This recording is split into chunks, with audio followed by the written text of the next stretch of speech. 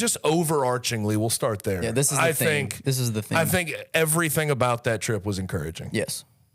I mean, that's what I can leave it at. I thought they gelled quick, even though they've only had one run of 5-on-5s before they went there. It was just cool to see on August 1st, everyone get together. That all the games ended up being live streamed, and they didn't do anything overly special, but at the same time, like seeing these guys perform for the first time with guys that they're not necessarily going to play alongside. You had some salmon issues with Jaquan Walton, that he didn't get to play the third game. There was guys, they were testing rotations out. Like the Mills only played in everybody the first game. Seemed to gel relatively quickly, even considering they hadn't played with each other, which was definitely encouraging and fun to see.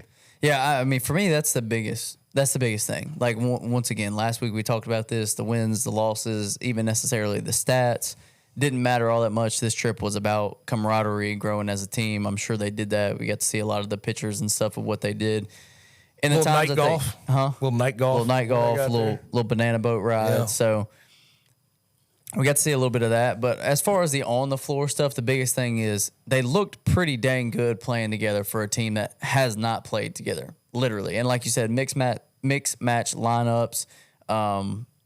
David Jones obviously not being a part of the team. Caleb Mills missing 2 games. Jaquan Walton. So a lot of freshmen playing heavy minutes, which is something that we don't expect to see during the season. So with everything that was going on with the short amount of time that this team has been together, with the different lineups, with not the full starting 5, it's good. It's encouraging. Like, we've talked about the chemistry stuff. That's been a big talking point all offseason is what is the chemistry going to look like when they get into the season? And if that's day one, if that's the baseline, if that's the building block for the rest of the next 2.5-3 months going into the season, I feel encouraged. And that's without David Jones and DeAndre Williams not there. Like, right. I felt really good about what they put out there, and there was some consistency to it. And one of the things about this team we've talked about, which you just brought up, is gelling and, all these different mix match pieces. You don't know how it's going to look.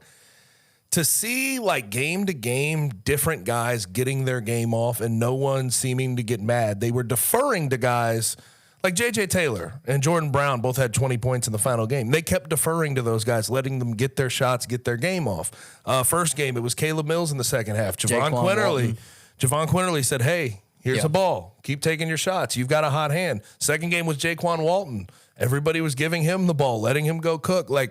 It felt like there was just a lot less ego going on. And obviously you can do that when it's 3 exhibition games in the DR.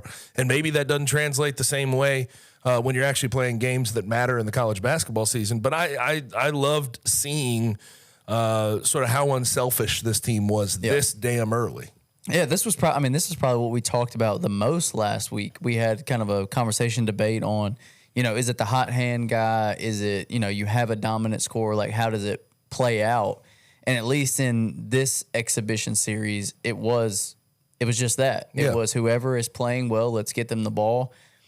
And to me, I hope that's really something that goes throughout the season, because when you have so many talented players, we talked about it with the amount of experience they have, the drive they have to win, especially these older guys, being able to spread the ball around to whoever is playing well is going to be paramount for the season. It can't be like I'm the guy that's going to take 15 shots every game, and I never thought that it would be. It could. We'll see.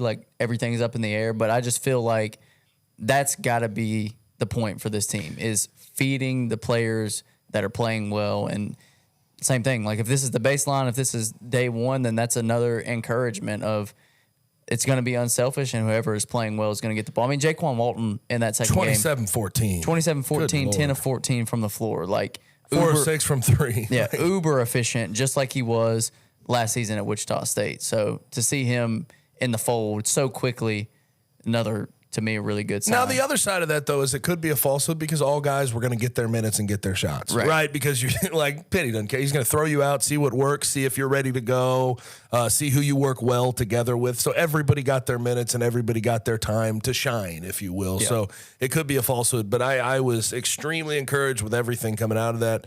And again, we've talked about this, if you add DeAndre Williams at 6, but you have at least 5 proven guys that can go give you 20 a damn night.